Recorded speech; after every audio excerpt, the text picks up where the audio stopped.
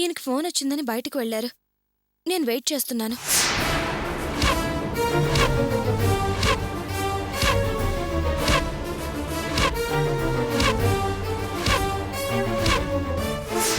అది ప్రియా జరిగింది.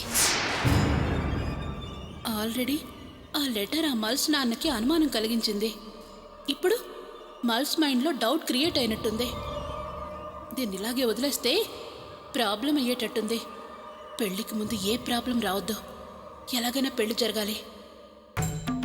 ఇదివరకే రెస్టారెంట్లో మీరు అంత క్లోజా అని అడిగాడు. ఇప్పుడు ఈ గొడవ తర్వాత నాకేంత కోపం రాలేదు. అతనికేంటి, అతను భార్యను డాష్ ఇచ్చినట్టు ఫీల్ అవుతున్నాడు. పైగా వాణ్ణి అలా కొట్టాడు అని అన్నాడు. నాకు ఆ మాటలు భయం కలిగిస్తున్నాయి ప్రియా. అందుకే ఆ రోజే చెప్పా, మల్స్తో దిలీప్ గురించి టోటల్గా చెప్పేయి అని. కానీ నువ్వు నా మాట వినలేదు. నేను అన్నానుగా ప్రాబ్లం వస్తుందని. అన్నావు నిజమే. కానీ మల్స్తో చెప్పకముందే దిలీప్ మ్యాటర్ మరో విధంగా తెలిసిపోయిందనుకో, అప్పుడేం చేస్తావు? అందుకే నువ్వే ముందు మల్స్తో దిలీప్ గురించి చెప్పేస్తే బెటర్ అనిపిస్తుంది. ఏంటి ప్రియా నువ్వనేది? ఏమోదినా, నేనేమన్నాను? మీ మాటలు బయటున్న నాకు వినపడుతూనే ఉన్నాయి. కావ్య, మల్స్ ఫారెన్లో చదువుకున్నాడు, అక్కడే పెరిగాడు. అందుకే మనసుకేదో తట్టింది, ఫ్రాంక్గా బయటకు అనేశాడు తప్ప అతని మనసులో డౌట్స్ గిౌట్స్ ఏవీ ఉండవు. నువ్వేం దాని గురించి దిగులు పడకు. Take it easy Kavya. అది కాదు వదినా, ఇలాగే మరేదన్నా జరిగి ఆయనకి నా మీద అనుమానం కలిగితే పెళ్లికేదన్నా పేచీ వస్తుందేమోనని భయం. నువ్వే కాదమ్మా, మన ఇంట్లో ఎవరూ దాని గురించి భయపడాల్సిన పని లేదు. ఈ పెళ్లికి ఏ ఆటంకం రాకుండా చక్కగా జరిపించే పూచి నాది, సరేనా? ధైర్యంగా ఉండమ్మా. అయ్యో, నగలన్నీ హాల్లోనే వదిలేసొచ్చాను, అన్ని సర్దాలమ్మా, వస్తాను. ఏంటి వదినంత ధైర్యంగా చెప్పేసెళ్తుంది? ఏ ఆమె సంగతి వదిలే. చూడు కావ్య, నీకు మంచి ఐడియా చెప్తాను, నువ్వు దాన్ని ఫాలో అయిపో. నువ్వు మల్స్కి ఈ విషయం చెప్పడం కన్నా నువ్వు నేరుగా దిలీప్ని ఒకసారి కలిసి ఇంకెప్పుడు ఎక్కడా నా గురించి ఓవర్గా రియాక్ట్ అవ్వడం కానీ, కేర్ తీసుకోవడం కానీ, ఎమోషనల్ అవ్వడం కానీ చెయ్యొద్దు అని చెప్పు, సరేనా? ఇంకా ఏం ఆలోచిస్తున్నావు? నేను చెప్పింది బాలేదా? నువ్వు చెప్పింది కరెక్టే ప్రియా. నేను రేపే వెళ్ళి దిలీప్ని కలిసి మాట్లాడొస్తాను. గుడ్. సరే, నువ్వు వెళ్ళి ఫ్రెష్ అప్ అయ్యరా, నేను బయట ఉంటాను.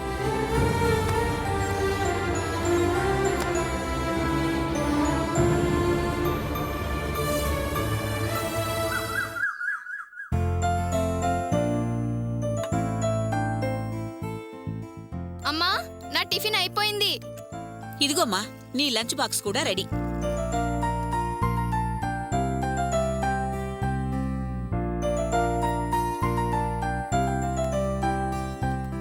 మొత్తం తినాలి. జాగ్రత్తగా వెళ్ళి జాగ్రత్తగా రా. Bye mummy. బాయ్.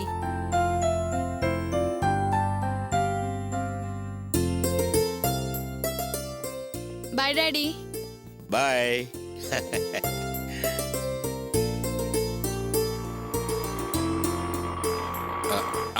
అబ్బా,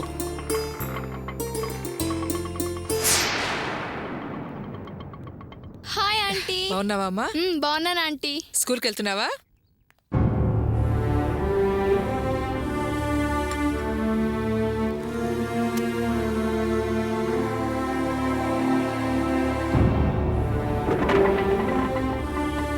ఏమ్మా, బాగా చదువుకుంటున్నావా? సరే, నేను వెళ్ళొస్తాను ఆంటీ. వెళ్ళిరామ్మా. Bye uncle. బాయ్.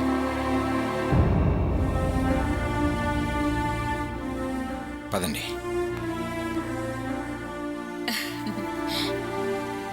రండి రండి.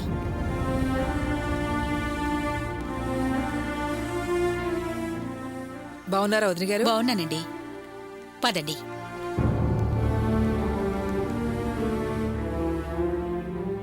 కూర్చోండి వదిన గారు, కూర్చోండి.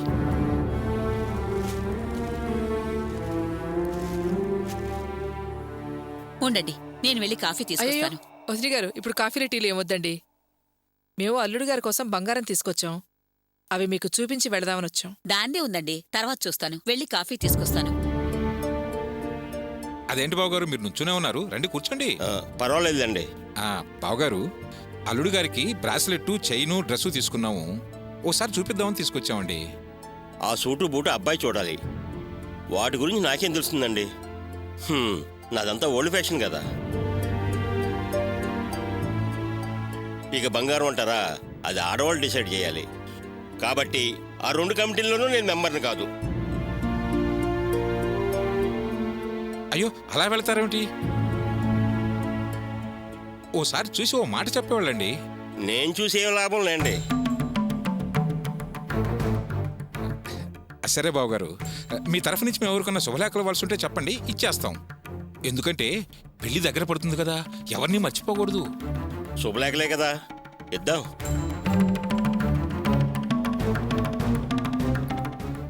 బావగారు, ఏమిరెడ్డి శ్రీనివాసరెడ్డి గారికి మనం ఇద్దరం కలిసి వెళ్ళి శుభలేఖలు ఇస్తే బాగుంటుందన్నారు కదా, ఇప్పుడు వెళదామంటారు? ఆ ఏఎస్ఆర్కే కదా, వెళ్దాంలేండి.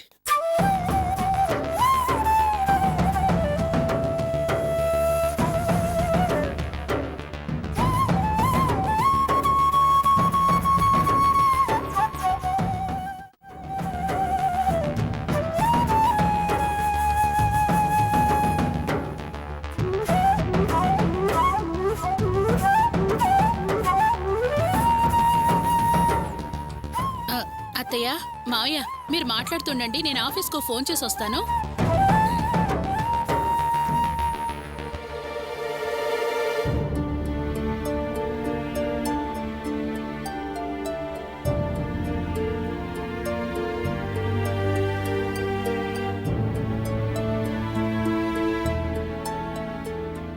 ఏవండి? ఏంటమ్మా? నేను మిమ్మల్ని ఇందాకటి నుంచి అబ్జర్వ్ చేస్తూనే ఉన్నాను. మీరు సంతోషంగా లేరు. మీ మనసులో ఏదో బాధ ఉంది కదూ. అందుకే మా మావయ్య గారు మాట్లాడుతుంటే మీరు ముభావంగా దాటేస్తున్నారు. మేం మీ మనసుకి బాధ కలిగేలా ఏమన్నా ప్రవర్తించామా? ఏమ్మా, నా బాధ మీ అత్తయ్యకి మావయ్యకి తెలియకపోవచ్చు, నీకు తెలీదా? నేనెందుకు ఇలా మాట్లాడుతున్నానో నీకు తెలుసు కదా. అర్థమైందండి. మీరిలా ఉండడానికి కారణం మా కావ్య గురించి మీకొచ్చిన లెటరే కదా? అవునమ్మా, ఇప్పుడే పందిరి వాళ్ళు ఫోన్ చేసి సామాన్లంతా తీసుకుని బయలుదేరారట.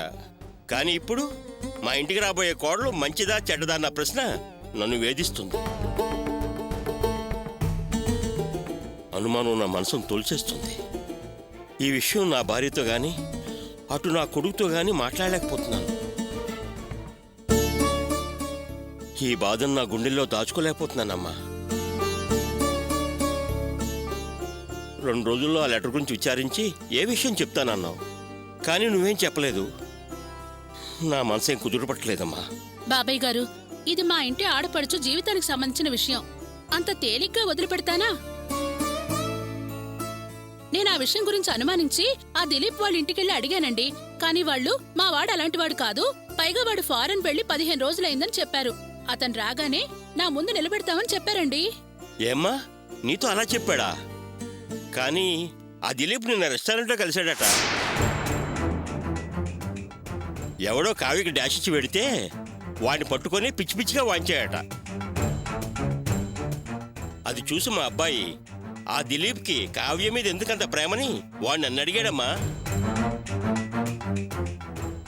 అది కావ్యను అనుమానించి అడగలేదు, క్యాజువల్గా అడిగాడు.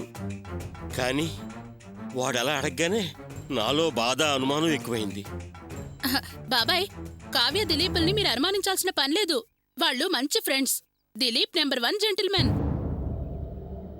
ఆ లెటర్ని మీ వైపు వాళ్ళో మా వైపు వాళ్ళో ఈ పెళ్లికి కుళ్ళుకుని ఆపాలని ప్రయత్నిస్తున్నారు. పెళ్లికి ముందే తప్పకుండా వాళ్ళెవరో తెలుసుకుని నేను మీ ముందు నిలబెడతాను, సరేనా? చూద్దాం.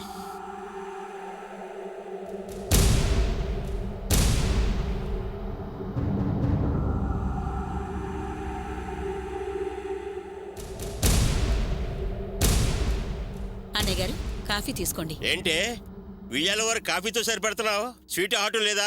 ఏదైనా టిఫిన్ చేసి పెట్టొచ్చు కదా. ఇప్పుడు అవేవి వద్దండి. బావగారు, కాఫీ బలేవారు బావగారు, మీరు ఉండండి, నువ్వు వెళ్ళవే. ఏదైనా టిఫిన్ చేసి పెట్టరా, వెళ్ళు. బావగారు, ఇందాక మీరు ఏవిరెడ్డి శ్రీనివాసరెడ్డి గారికి శుభలాకి ఇచ్చొద్దామన్నారు, వెళ్దామా? అదేమిటి బావగారు, ఇందాక నేను అడిగితే చూద్దాం అన్నారు. మళ్ళీ ఇప్పుడు మీరే ఈ రోజే వెళ్ళి శుభలాకి ఇచ్చొద్దాం అంటున్నారు. ఏం లేదు బావగారు, ఇందాక కాస్త తలనొప్పిగా ఉంది, ఏదో చికాకు టెన్షను. మూడు సరిగ్గా లేదు, అందుకే ఏం మాట్లాడతాం తెలియకుండా అలా అనేశాను. మీరేమనుకోకండి. ఏది ఆ సూటు బంగారం చూపించండి. చూయించు. ఇటు చూడండి బావగారు. బాగుంది బావగారు.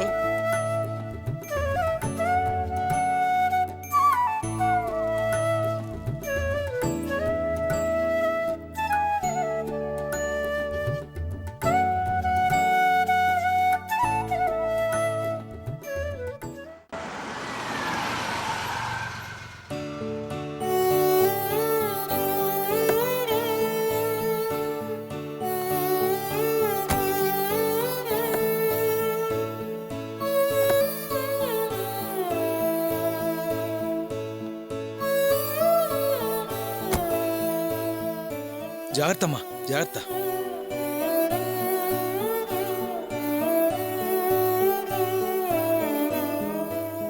పదమ్మా.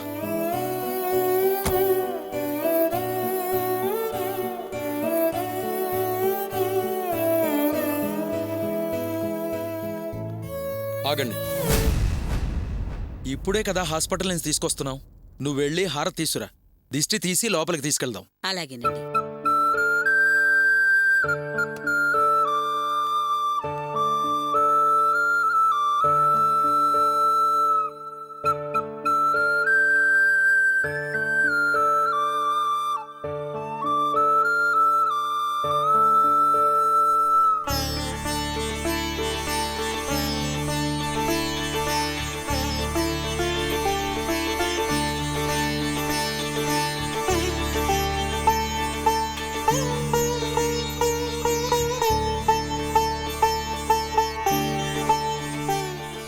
ఈ అవతల పారబోసిరామ్మా. అమ్మమ్మ, అమ్మని పట్టుకో. రామ్మా, రామ్మా.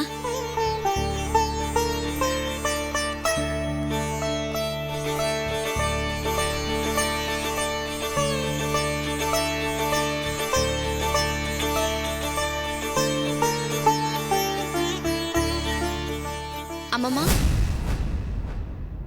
ఇది కాస్త లోపల పెట్టు. అదేంటమ్మా, నువ్వు లోపలికి రావా? ఇక నా పని పూర్తయిందమ్మమ్మ. నేను మా ఇంటికి వెళ్తున్నాను.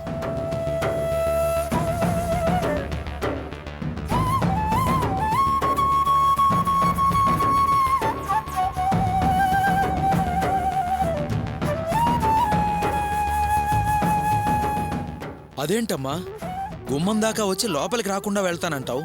లోపలికి రామ్మా. లోపలికొచ్చే బంధుత్వం హక్కు నాకు లేదు. నా వల్ల అమ్మకి ప్రమాదం జరగకూడదని వచ్చాను. ఇప్పుడు ఆమెకు బాగైపోయింది. అదే నేను కోరుకున్నాను కూడా. సంతోషంగా ఉన్నాను, చాలు.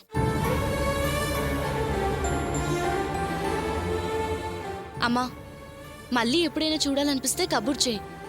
ఏ గుడిలోనైనా కలిసి మాట్లాడుకుందాం. నువ్వు మాత్రం ఆరోగ్యం జాగ్రత్తగా చూసుకో అమ్మా. మాధవరావు, ఏమిటయ్యా వేడుకు చూసినట్టు చూస్తున్నావు? రేవతి వెళ్తానంటోంది, రమ్మని పిలవయ్యా. అది వచ్చిన పని అయిపోయింది. వెళతానంటుందిగా, వెళ్ళనివ్వండి. మీరండి. ఏమిటయ్యా నువ్వు అనేది? తాతయ్య, మీరుండండి. అమ్మమ్మ, నేను బయలుదేరుతాను, తీసుకో. రేవతి, ఆగమ్మా, నేను నీతో పాటే వస్తాను.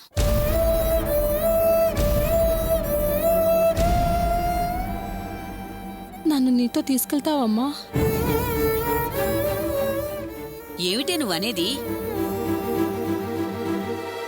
నా కూతురాని ఇంట్లో నాకేంటమ్మా పని? ఇది ఇష్టపడి తీసుకెళ్తే నేను దీంతో కలిసి వెళ్తానమ్మా. లేదంటే ఏ గుళ్ళోనూ అనాథాశ్రమంలోనే గడిపేస్తాను. నువ్వెందుకమ్మా నా కోసం కోరి కష్టాలు తెచ్చుకోవడం, అనవసరంగా ఇబ్బంది పడ్డం? నేనంటే ఇంట్లో నుంచి పారిపోయిన దానిలాగే ఉండాలి. నువ్వు నీ ఇంట్లోనే ఉండమ్మా. నాన్న నిన్నెంత కష్టపడి కాపాడుకున్నారు. నువ్వు బాధపడి ఆయన ఎందుకు బాధ పెడతావు? నువ్విప్పుడు నాతో వస్తే ఆయన కోపం మళ్ళీ తిరిగి నా మీదే మొదలవుతుంది. నిన్ను నాన్నని విడదీశానని జనం నన్ను తప్పు పడతారు, నా మీద దుమ్మెత్తి పోస్తారు. వద్దమ్మా, నువ్విక్కడే ఉండు. లేదమ్మా, జనం ఏమనుకున్నా నాకు దిగులేం లేదు. అనేవాళ్ళు కలుసుందా అంటారు, విడిపోయినా అంటారు. నువ్వు ఇంట్లోంచి వెళ్ళిపోయినప్పుడు తప్పుగా మాట్లాడిన వాళ్ళే ఇప్పుడు నువ్వు రాగానే హాస్పిటల్లో మంచిగా మాట్లాడుతున్నారు. అందుకని ఊళ్ళో వాళ్ళ గురించి, వాళ్ళనే మాటల గురించి నేను పట్టించుకోను. పదమ్మా వెళ్దాం. ఎందుకమ్మా చల్లారిపోతున్న మంటని ఎగదోచి పెద్ద చేస్తావు? కాసేపు మాట్లాడకుండా ఉండమ్మా. చూడు మాధవరావు, నువ్వు నడుచుకునే పద్ధతి అస్సలు బాగోలేదయ్యా. నీ భార్య ప్రాణాలకు ప్రమాదం అని తెలిసిన తర్వాత అంతకుముందు ఎవరింటికెళ్ళైతే దుర్మార్గంగా ప్రవర్తించావో మళ్ళీ ఆ ఇంటికే వెళ్ళి నీ ఆస్తి, అంతస్తు, కోపం అన్నీ పక్కన పెట్టి బతిమిలాడి మళ్ళీ నీ కూతురు తెచ్చుకున్నావు. ఇప్పుడు నీ భార్య కోలుకొని తిరిగి ఇంటికొచ్చాక మళ్ళీ మొదటికొస్తే ఎలా? అదేదో చిన్నపిల్ల, నీ మాటలు దానికి బాధనిపించి పట్టుదలకి పోయి లోపలికి రానంటుంది. రామ్మా, పాత విషయాలేవి మనసులో పెట్టుకోకు, నేనేం అనుకోను, రా రేవతి లోపలికి రా అని చెప్పి పిలవచ్చుగా.